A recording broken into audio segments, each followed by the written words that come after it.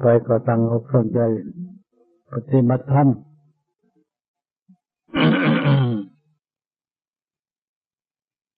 เราเข้าพรรษามาแล้วแต่เดือน8 แห่มคำหนึ่งจนถึงเดือนหมดเดือน9ครึ่งพอดีมั้งเดือนครึ่งผมถ้าพูดถึงสมัยครั้งพุทธกาลเป็นปฏิบัติมาเป็นเดือนผู้ที่ต้องการอยากให้คิดสงบมันก็สงบได้เลยที่บางท่านบางองค์เวลาสำหรับบรรดาพวกเขาถึงมาศึกษาเพื่อที่นำไปประพฤติปฏิบัติฝึกหัดกายวาจาจิตใจของตนให้เข้าสู่หลักธรรมคำสั่งสอนของพระพุทธองค์อันนี้ก็เป็นเรื่องสำคัญก็เรื่องต่างๆในโลกเขาก็เลยผ่านกันมาจากทะเลแล้วแต่ว่าเรื่องทางธรรมมันก็สอนด้วยทุกท่านทุกคนก็เป็นผู้นับถือพุทธศาสนา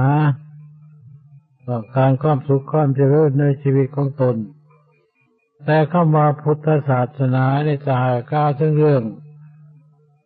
ความสำคัญสำคัญยิ่งกว่าอย่างอื่นทุกศาสนาในโลกนี่ก็มันมีพุทธศาสนาของเขาเนี่ยสอนไปตามหลักธรรมชาติสอนไปตามหลักความจริงซึ่งมีอยู่ในตัวบุคคลทุกๆคน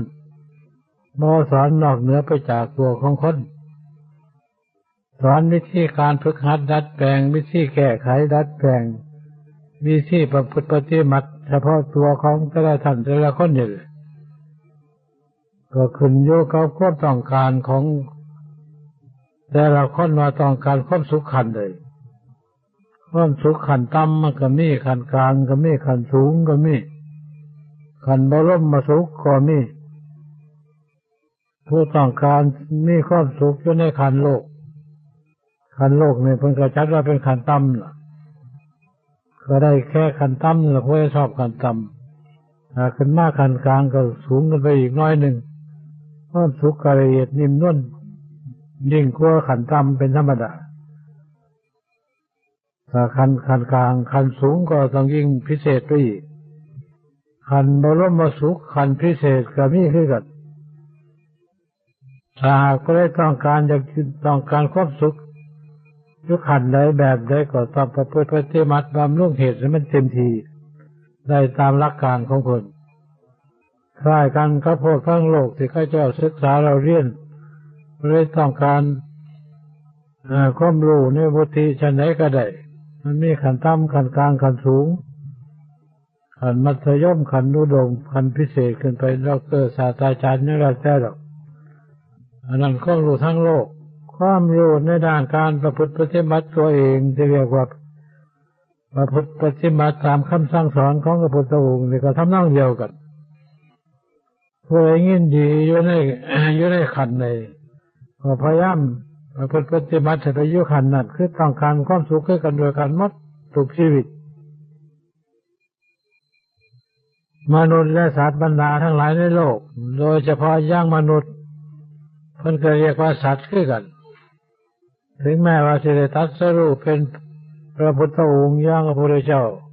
แต่ยังบ่ได้ตรัสรู้เพิ่นก็ว่าโพธิสัตว์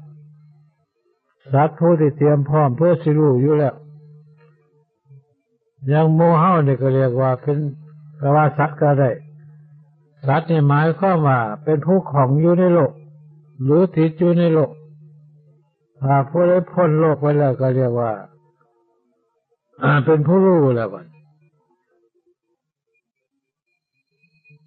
ฉะนั้นความสุขเรานี่เฮาต้องการให้ได้ทำได้ในฐานะที่เกิดขึ้นมาเป็นมนุษย์โดยสมบูรณ์แบบเป็นผู้หญิงผู้ชายก็สมบูรณ์แบบมีอวัยวะครบครันบริบูรณ์หมดเรียกว่าสมบูรณ์แต่บางคนก็ขาดตกบกพร่องอยู่เป็นธรรมดาขึ้นอยู่กับเรื่องของกรรมคือการกระทำถ้าพูดตามหลักธรรมะของเพิ่นก็เรียกว่าการสั่งกรรมเนี่ยทำกันอยู่ทุกวันทุกเวลาทำทั้งกายทั้งวาจาทำทั้งด้านจิตใจสิ่งทั้งหลายแหละสิได้มาโดยมากก็อาศัยกินกรรมและเป็นอาหารเป็นเครื่องอยู่คนเฮา แต่ถ้าเป็นกรรมดีนะใครอยากสูญเนี่ยแต่โดยมากก็มักนักไปในทางกรรมบ่ดีอย่างเขาจะได้ยินข่าวการตัวไปในโลกผู้อิจฉาอาฆาตฆ่ากันทำร้ายกันยุ่งเหยิงกันยุ่งแย่งชิงปล้นสะดมกันนับบ่ได้เจ้าเอาของอยู่หลายแห่งเบียดเบียนชีวิตของคนนั้นคนนี้เบียดเบียนทรัพย์สมบัติของเขาแต่แล้วมันก็เรียกว่าผิดไปจากหลักของศีลห้าซึ่งพระพุทธองค์สอนไว้ก็ยังเหตุกันทำกันโยงเส้นแหละกฎหมายบ้านเมืองมีหลายประเทศก็ยังบ่อยเอากันยุ่งเหยิงกันฆ่ากันทำร้ายกันยุ่งเลื่อนจำเลื่อนเจิมคุกตารางแน่นอยู่ว่ามีวังฟ้องร้องกันอยู่ในโรงในศาลแน่นอยู่ตลอดทั้งวันทั้งคืนทั้งปีทั้งเดือนจักอะไรปีมาแล้วแต่ถ้าถามก็ว่านับถือพุทธศาสนาเขาว่าเนี่ยแต่พุทธปัญหาไปแล้วแต่ว่าเขาถือกันแบบไรก็บ่จักสำหรับบางคนศีลห้าเพิ่นก็ห้ามไปแล้วแต่แล้วก็ยังลวงอยู่น่ะบ่เชื่อพระพุทธเจ้าหรือบ่เชื่อแล้วก็บ่จักพระเจ้าเพิ่นมอบให้คนแล้วมันจะเพียงว่าเป็นคำสั่งคำสอนแล้วก็เรียกว่าเป็นผู้ต้องการนำความทุกข์หรือความสุขขันต่ำๆได้มาแล้วกับแม่เบียดเบียนเขามากทุกสิ่งวิ่งล่าพลสะดมเขามากทำลายชีวิตเขามากแย่ฆ่าเจ้าเอาของกรรมทั้งหลายแหละมันก็สะท้อนกลับมาก็เลยเกิดเป็นคนบ่สมบูรณ์แบบเป็นคนบ้าใบบอดหนวกเสียจริตพิษมนุษย์อย่างน่านับประการเกิดชิบหายตายไงก็เห็นกันอยู่สั่นก็หัวใจว่าบาปกรรมมันก็มีอยู่แล้วเอากระเบื้องตัวคนนี่ก็หัวใจไม่ต้องว่าเฮาหูหรือบ่หูก็แสดงให้เห็นกันอยู่สั่นแหละผู้เป็นที่มีร่างกายสมบูรณ์บริบูรณ์ก็บ่อยากมีอายุมันยืนก็มีแต่ไม่นำมีพ่อค้าสมบัติเข้าของน่านับประกันก็หลายอยู่แต่บางคนก็ทุกข์จนโหนหายหาขอท่านถือกระเบื้องขอท่านอยู่บ้านนั่นอย่างนี้ขอจะซื้อแค่นั้นไปปล้นไปจี้เอาอย่างที่ว่ามาแล้วอันนี้ก็เรียกว่าเป็นกรรมไม่ดีทำร้ายผู้อื่นผลทั้งหลายแหล่มันสะท้อนกลับมาถึงตัวเจ้าของอีกมันต้องคิดขึ้นจากคิดใจสักคนคือเจตนาตัวนั้นก็เรียกว่าใจมโนกรรมตัวนี้มันคิดไปในด้านฝ่ายกรรมในสร้างบ่ดีสร้างที่สร้างบาปสร้างกรรมมันก็ได้กรรมเนี่ยแต่กับผู้ที่ทนทุกข์ทรมานกันเป็นตัวของเขาเองผู้ที่เขาเห็นเขาทำเนี่ยแต่ใจมันไม่ได้ทุกข์มันพอไหนมาถูกแต่มีร่างกายก็ทุกข์ในร่างกายเพราะสมประกอบเพราะสมบูรณ์แบบขาดตกบกพร่องไปแม่น่ารับประกันเนื่องจากเหตุคือการกระทำทางนั้นแต่ว่าข้อเว้านั้นต้องการความสุขแต่ไปทำในสิ่งสมบูรณ์ผลมันก็ได้เกิดมาว่าสมบูรณ์ก็เลยเป็นทุกข์น่านับประกันธรรมะของพระพุทธเจ้าเป็นของจริงเนี่ยพันวาไว้แล้วหมดมานรกมีเด้สวรรค์มีเทวโลกมีพรหมโลกมีอรูปภพก็มีบรมสุขคือโลกพุทธโลกคือพระนิพพานก็มีเพราะมันว่าพันวาซื่อๆด้วยมีจริงนี่แล้วเฮาสิหาวิธีการแบบไหนจะได้เห็นของจริงเรานี่ถ้าบ่เห็นแล้วบ่เชื่อหรอกคนเฮาเชื่อก็เชื่อไปเพราะเป็นพิธีไปทำนั่นแหละใจว่าเห็นได้ยินแต่สื่อจำแต่สัญญาไว้สัญญาจำไปว่านรกกับพระญาณบ่เห็นว่าสวรรค์ว่ามันเป็นของเลิศเป็นของมีความสุขก็บ่อยากไปบ่ฮู้จักบ่เห็นบ่ฮู้จักรสชาติของมันซะก่อนคล้ายๆกับว่าสิ่งภายนอกผลไม้รากไม้ซึ่งส่งมาจากเมืองนอกเมืองหน้าว่าเขาเลิศว่าเป็นมีรสชาติอร่อยดีแต่เขาบ่ได้ลิ้มรสบางส่วนกันก็บ่รู้จักว่าดีบ่ดีเลยนี่ชั้นใดก็ดีพระพุทธเจ้าหลายพระองค์หลายล้านหลายโกดองค์แล้วพระพุทธองค์มาสอนแบบเดียวกันหมดว่านรกเป็นทุกข์เลยแต่ก็บ่ย้านไปลักโจกข้อไปฆ่าเขาทำร้ายเขาลงนรกก็วิขีก็บ่ย้านมันเมื่อเวลาไปเห็นอะไรที่ตื่นเนี่ย พ่อๆกันก็เพราะเรื่องของทางนอกแต่เรื่องแล้วนี่เป็นหน้าที่ของชาวพุทธผู้ที่มีศรัทธาขันใดแค่ใดเพื่อจะได้กอบโกยเอาคุณงามความดีในด้านพระพุทธศาสนาลงมือมาเป็นปฏิบัติอย่างเต็มแบบให้ได้รู้เลยเห็นไปตามอยู่ข้นบาทของพระพุทธองค์ว่าบาปมันเป็นยังไงบุญเป็นรูปไหนวิธีใดมีรสชาติจังไดเขามาสัมผัสกับจิตใจแล้วเป็นรูปไหนวิธีใดสิปฏิบัติแบบไหนยังสิรู้ยังสิเห็นนี่จะข้าวพนโลกคือมาสวรรค์มานิพพานก็ยินจะข้าวพนโลกการเฮาบ่ทดสอบให้รู้ให้เห็นเองเราสิเชื่อได้จังไดคนเฮาแต่ว่าคนก็ว่ามันนี่จักสลายโซคนมาแล้วแต่ว่าของเรานี่ว่ามันสิปรารถนาเอาอ่อนวอนเราซื้อเอาได้คือยังของข้างนอกต้องลงมือประพฤติปฏิบัติเพื่อขัดเอาการศีลรักษาศีลห้านี่ก็ต้องรักษากายวาจาใจเขาเนี่ยการรักษาบ่ได้ก็บ่เป็นศีล8ก็ตามศีล10ก็ตามศีลของพระ227ก็ตามเพราะว่าว่าศีลสิว่าแต่ปากมันก็บ่เป็นศีลแหละต้องลงมือประพฤติปฏิบัติรักษากายรักษาวาจารักษาใจให้อยู่ในกรอบของศีลจะว่าเป็นศีลประเภทใดก็ตามแต่ศีลนี่เป็นเบื้องต้นเป็นพื้นฐานก็เป็นการฝึกหัดกายฝึกหัดวาจาฝึกหัดใจเฮาโดยมากมักสิปล่อยไปตามสัญญาอารมณ์ในเรื่องของใจคนเฮาว่าจะมีสิ่งภายนอกมาเราล่วงได้รู้ได้เห็นได้ยังมีความคิดอยากได้อยากอะไรดีได้ดีคือความโลภความโกรธความหลงตัวนี้แหละอยากก็เลยไปตามความอยากสิบาปสิบุญไม่ได้เกี่ยวอันนี้เรียกว่าอำนาจฝ่ายต่ำประเทศทั้งโลกเรียกว่าพวกคอมมิวนิสต์แหละมันนี่สารดึงลงไปทางต่ำแต่ก็อยู่ในตัวเฮานี่แหละแต่ละท่านแต่ละคนมันเป็นอยู่บนอื่นมักสิเลยน้ำใจเจ้าของเลยนะข้าวนี่ลวงสักคนข้าวหลังจะคอยแก้ไม่ไปทำรองพัดต้นประกันพุ่งไปเลยแต่ว่าทำลงไปแล้วมันกับผลมันกับปรากฏเกิดขึ้นแช่อยู่ในคิดใจของเขาเลยแล้วก็เห็นอย่างนั้นโทษของการกระทำสิ่งว่าดีมันก็คล้ายก็ว่าเป็นยาพิษเนี่ยเพราะไปแท้ต้องเขาแล้วมันก็แสดงพิษหลดหรือพวกเราไม่ไปแท้ต้องมันก็แสดงขึ้นมาหลดมันมึนเมาขึ้นมาหลดเรื่องบาปมันก็คล้ายๆกับมาเป็นของไฟทำทั้งนองเดียวกัน ของแต่ละอย่างนะกับรักษาคุณภาพของไผ่ของมันไว้ของหวานก็รักษารสหวานไว้ของขมก็รักษารสขมไว้เข้าไปแท้ต้องมันก็ขมรสกันของขมของหวานก็หวานรสของเปรี้ยวก็เปรี้ยวรสของเบื่อของเมาก็เบื่อรสเมารสลักษณะบาปบุญคือกันถ้าผู้ใดบ่ต้องการบาปแต่ว่าสร้างอยู่บ่เท่ามันก็รสชาติก็มันก็ต้องเป็นไปเรื่องของบาปคือเขาอันนี้พระพุทธองค์เพิ่นสอนไปตามหลักธรรมชาติเท่านี้มันไปสอนมาจากบ้านในเมืองเลยของอยู่ในตัวเฮารู้ยักมัดในด้านธรรมะเทียบกับของปัจจุบันนี่มันก็เป็นเรื่องของธรรมะทั้งนั้นทั้งสื่อข่าคนทำลายคนก็หัวใจว่าเพิ่นห้ามไม่แล้วศีลห้าเขากันยุ่งท่านแล้วบางคนเขาเป็นอาชีพที่รับจ้างข่าคนประจำก็ยังมีอยู่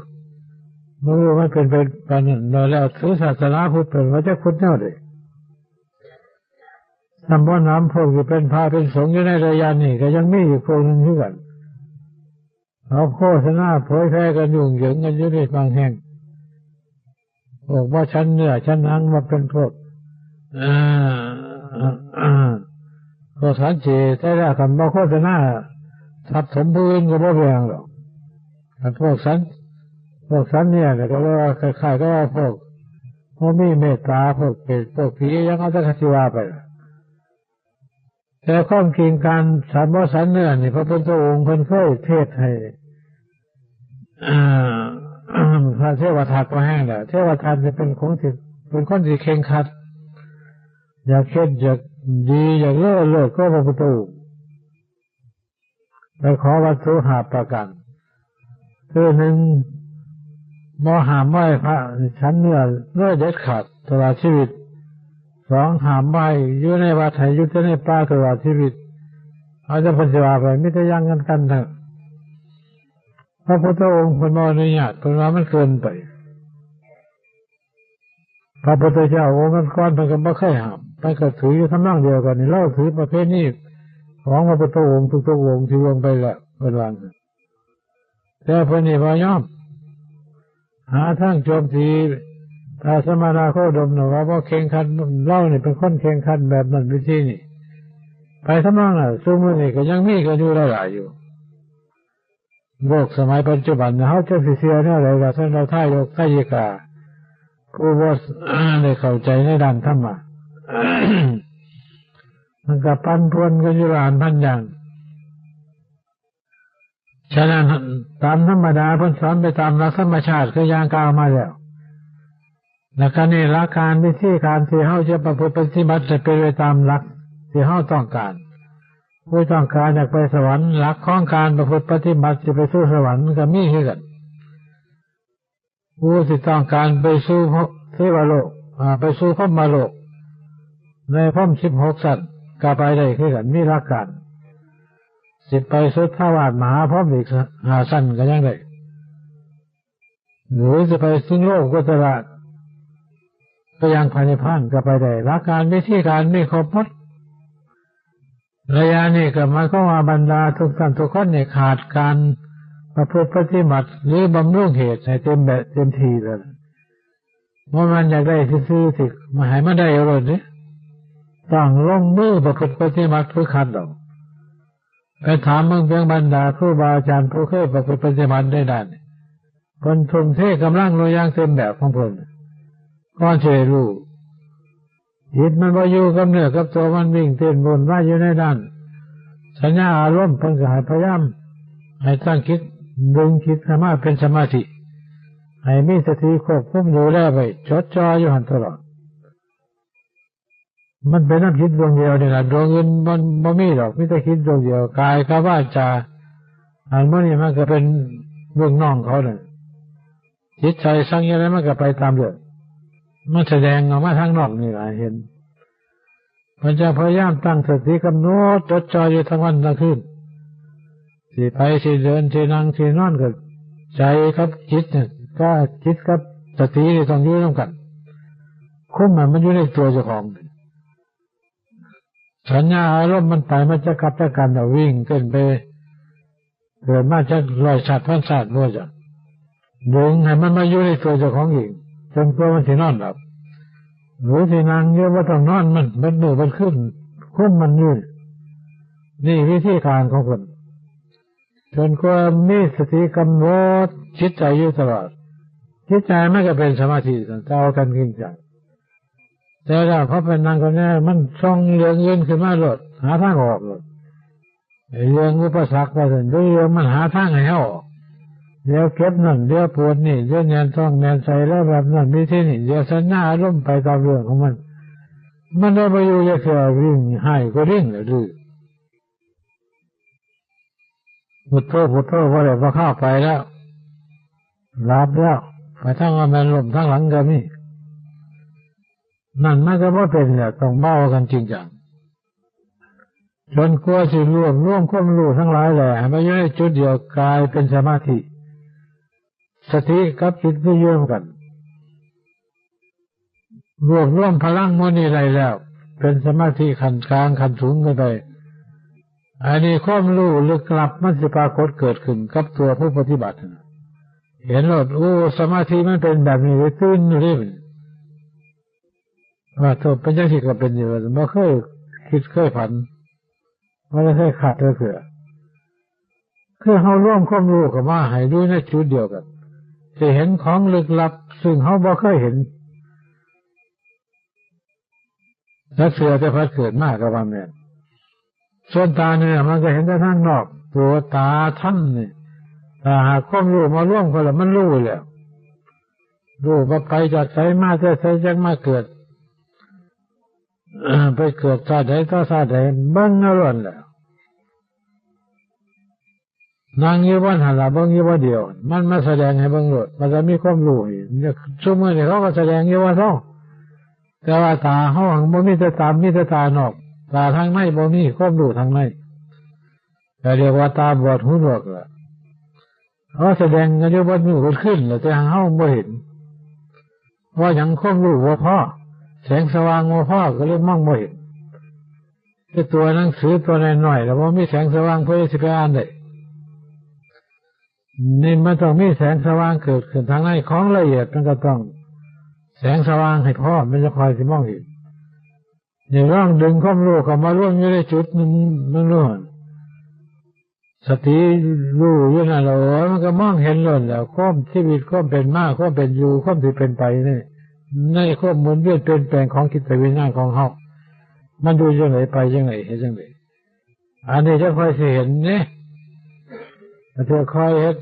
พอก็แก่ๆอยู่มีแต่จังไดแต่ความสุขทางโลกก็เอากันอยู่แต่ทางโลกอยู่นั่นก็ได้ทั้งโลกกันแล้วนั่นก็ยุ่งก็เหยิงทั้งบาปเนี่ยทั้งกรรมเนี่ยวิชาอาฆาตกันเนี่ยอารมณ์หน่อยๆสูงๆทำผิดกันยุ่งเหยิงนักเขาพี่กับน้องกับผิดกันพ่อกับแม่กับผิดกันตาท้ายฆ่ากันทำร้ายกันย้อนนั่นพวกมันมีท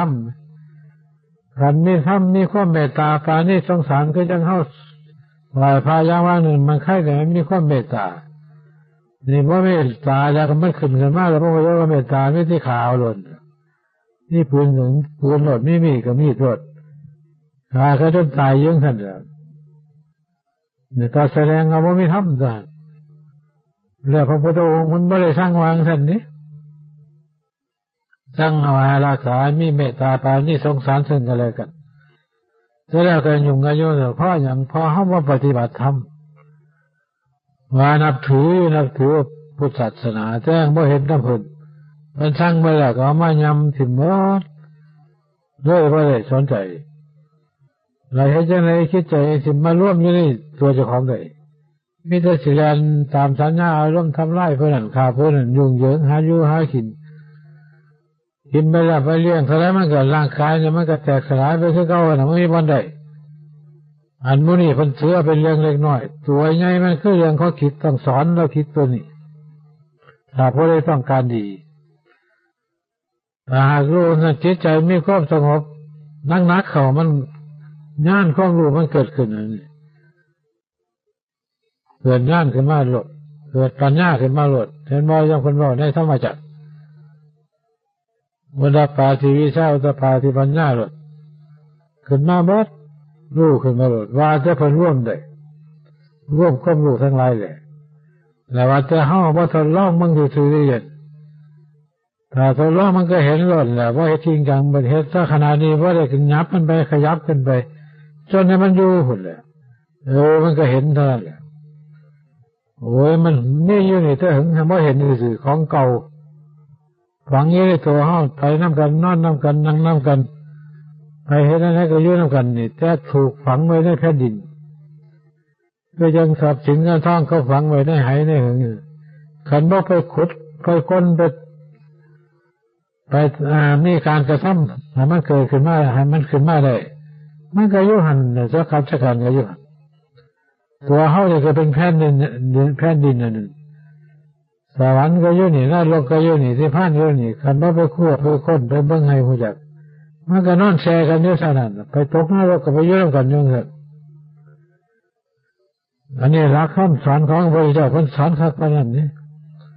แล้วเฮาสิอยากแก้อยากหาอยากเบิ่งไว้ในตัวเจ้าของ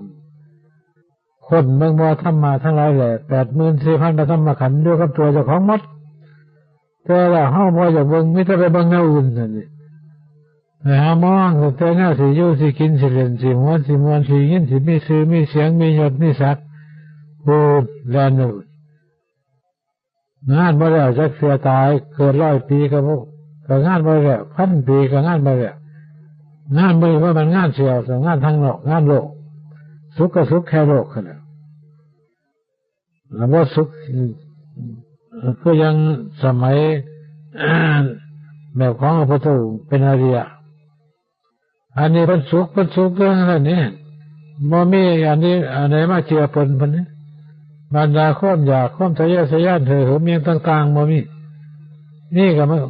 บ่มีมันเขาไม่ได้สนใจใจมันบ่มักใจมันหูว่าแหละ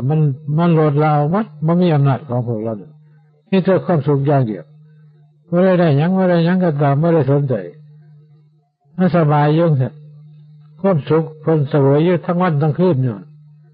ไม่ได้ไปอยู่กับการนิชาอาฆาตจองเว้นพวกนั้นพวกนี้ไม่ได้เกี่ยวแต่ก็บอกไปตามประเพณีโลกอยู่แต่ใจคนไม่ไปนำกิเลสทั้งหลายแหละเขาว่าพอถึงสติกับคิดใจมันอยู่น้ำกันแล้วเรียกว่าเป็นธรรมแหละไปสุดเลยตัวอะไรมากหัวปลักนี้เลยมันก็มันเพิ่นบ่ตายมันก็รู้อยู่ข้างนั้นแหละร่างกายมันสิไปย่ำนี้เพิ่นบ่ได้เกี่ยวหรอกเพราะว่าเป็นท้องของโลกเป็นดินเป็นน้ำเป็นลมเป็นไฟมาก่ออยู่ในนี่ก่ออยู่ในโลกมนุษย์ก็ต้องตกอยู่ในโลกมนุษย์ตัวนี้แหละศีรษะหรือไว้เป็นนาทีของเขาเขาก็เอาแต่ใจเท่าใจมันบ่หัวยักไปให้เป็นตัวอมตะหาความสุขก็หาความสุขในใจนี่ว่าหาความสุขในทางกายอย่างเดียวกายนี่มันว่าสุขหรอกมันมีทางสุขไม่ได้ถูกกินหน่อยก็ร้ายกินหน่อยก็ทุกข์กินน้อยก็ทุกข์ไม่ได้กินก็ทุกข์อย่างนี้นี่เวลาก็ไปท้ายไปขับไปนั่นไปนี่ทั้งนั่งทั้งนั่นเพียรอย่าวนดินล้นดูเข้าไปกันอยู่ในกองไฟฮะแล้วมันก็ไม่บรรทุกมันจะเอาเห็นดีปันไหนมีของหลายไปนั้นก็บ่มีทางถูกแม้ว่าที่มีเงินหลายไปนั้นก็บ่มีทางสุขไม่ได้ถูกอยู่สั่นมันความทุกข์ความสุขมันไปอยู่ในเงินมันอยู่ในใจเอาดิถ้าทำใจดีแล้วมันสบายเลยนี่หลักการของพระเจ้าคนสอนอย่างนั้นแต่หมู่เฮาพวกเราก็มีคิดมีใจก็คนจะอยากสอนเอาบ่สอนให้มันมีความสุข